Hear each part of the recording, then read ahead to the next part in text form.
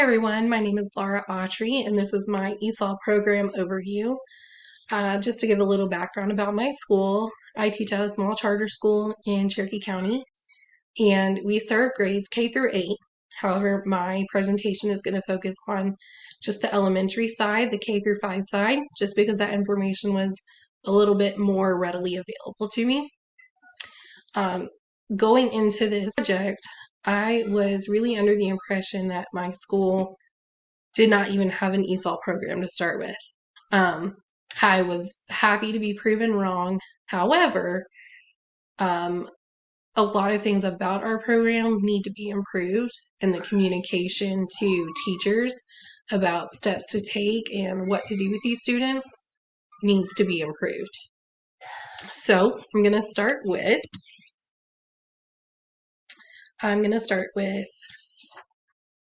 how our students qualify for the ESOL language support services. So step one starts when the parents come to register their children.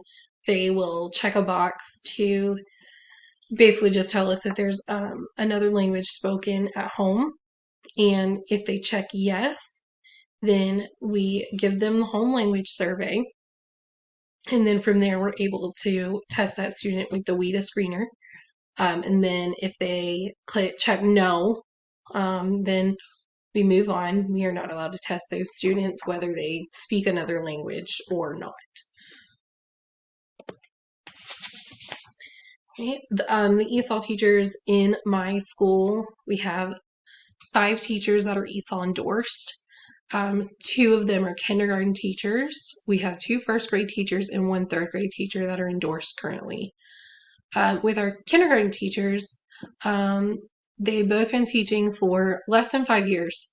I'm not sure exactly the number of years they've been teaching, but it's less than 5. One of them has a bachelor's and one of them has a master's degree. And our teacher that has the master's degree, she is also our ESOL coordinator. And with our first grade teachers, one of them has also been teaching less than 5 years, and another one's been teaching for over 20 years. And they both have bachelor's degrees. And then our third grade teacher, she's been teaching less than 5 years and she's working on her master's degree. So as you can see, it's kind of, our ESOL endorsed teachers aren't widely spread out throughout the school, which, excuse me, which I think kind of hinders our students in a way. Like for example, on the second grade team, which is my students, none of us are ESOL certified at this point, yet we have one of the largest populations of ESOL students, K through 5. And so it's just very difficult to help those students exactly how we need to when none of us are endorsed for ESOL teaching. So that brings us to our English language learners. So we have 38 students total in grades K through 5 that are identified ESOL students. Most of them are Hispanic or Latin, like Mexican. I know we have some Portuguese, and just various other Hispanic Latin cultures. We have Asian students, Indian, Russian, and Ukrainian, and then there's a few other European backgrounds. And then just kind of in my class alone, I have, like I said, I have 7 ESOL students in my class alone. 4 of them are Hispanic Latin. I've got 1 Asian and a Russian child who was from the Ukraine but grew up in Russia, so he speaks Russian. And then a Ukrainian friend who just started a few months ago.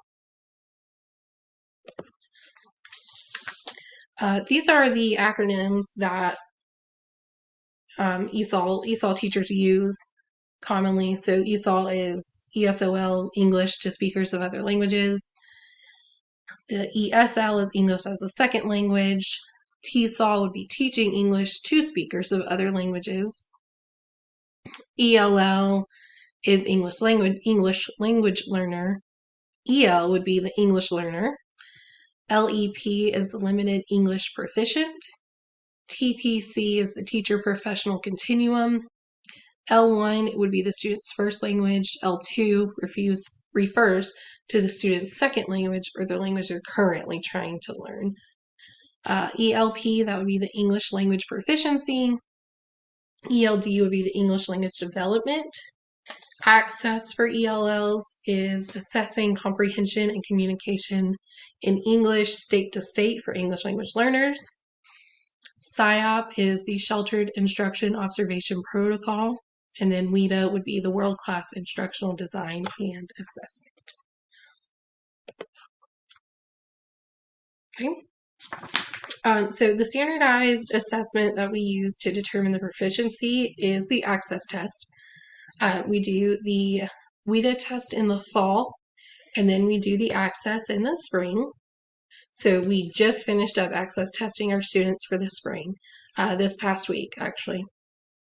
And one thing through this research and this project, one thing I've come to realize is that our administration that gives the tests, they need to be better at giving us teachers those results so that we can focus on what those students truly need. And then, so my school's model, it most closely resembles the sheltered class model. So we do not do pull out or push in for any kind of ESOL services. It's all within the gen ed classroom, and it all falls on the gen ed teacher. And as I've said before, some of us are ESOL endorsed, some of us are not, with the majority of us not being endorsed. And like I said before, also, like as in second grade, which is where I'm at, none of us are certified or endorsed for ESOL. So it does make it difficult and challenging for us as teachers and then those students as well. I believe this model was determined really purely based on budget. I've been told that there isn't a budget to hire like an exclusive ESOL teacher. And I've also been told our population was too low to get that funding from the state. So that decision was purely based on just a budget standpoint alone.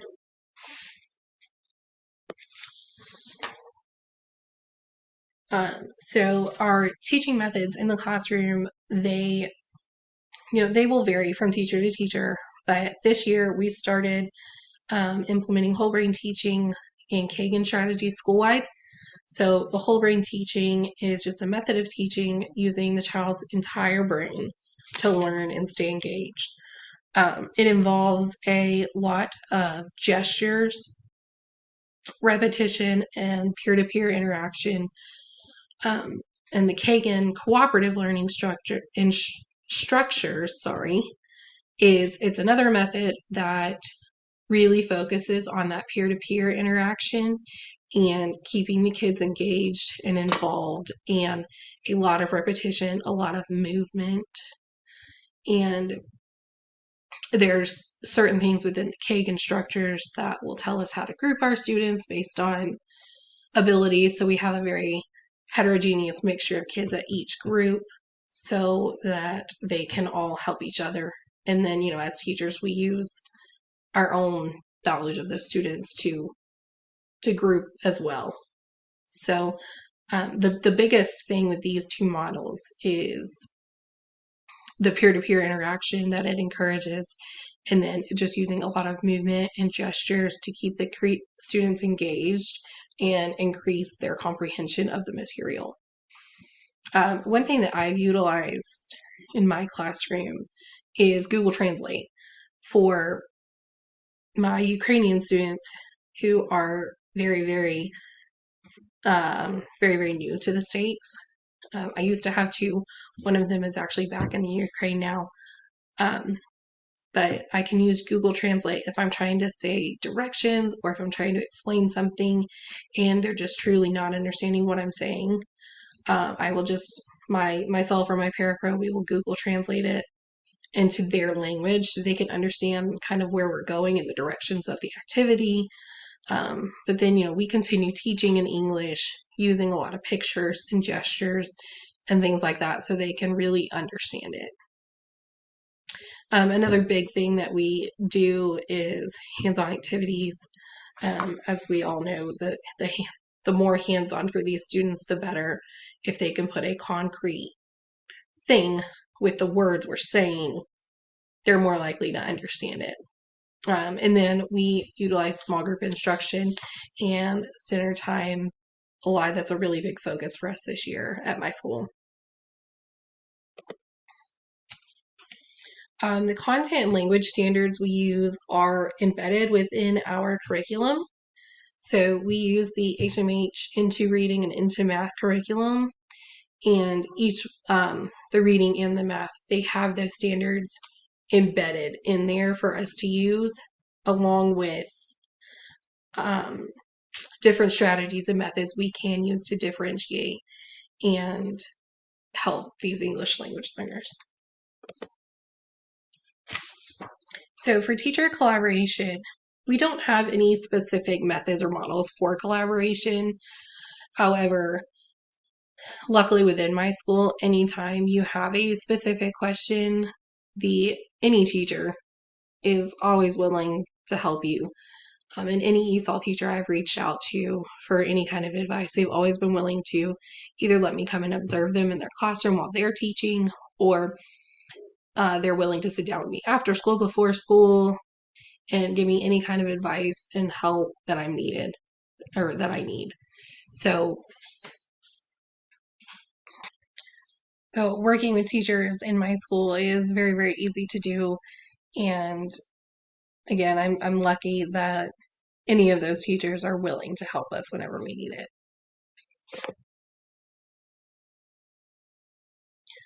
So when it comes to, excuse me, exiting ESOL services, so for them to exit ESOL services, we follow the guidelines given by the state that the student should be achieving the overall composite proficiency level of a 4.3 with a reclassification meeting. And then, so monitored students versus served students, the monitored students are assessed and observed in the classroom to track their improvement, track their progress, see how they're doing in the classroom. And then the served students are given specific interventions that the classroom teacher needs to work on. And so this is one of those areas I feel my school can do much better on, is communicating, again, with that report at the end of the access test, that report that gives you specifically what those students should be working on. And then the academic progress of those that have exited is monitored by the teachers of the classes they're in, and any concerns can be brought up to our ESOL coordinator. Our ESOL coordinator she's very easy to work with. She's very wonderful. She has great advice to give us. And so anytime we have any sort of concern, she's more than willing to work with us. So that concludes my presentation. And again, I really enjoyed working on this project, and it just made me kind of realize where my school needs to improve, and that we do in fact have an ESOL program. It just needs some work, and now hopefully I can, be an advocate for those students and get the help they need, get the help that I need to be able to help them fully. So thank you for listening to my presentation.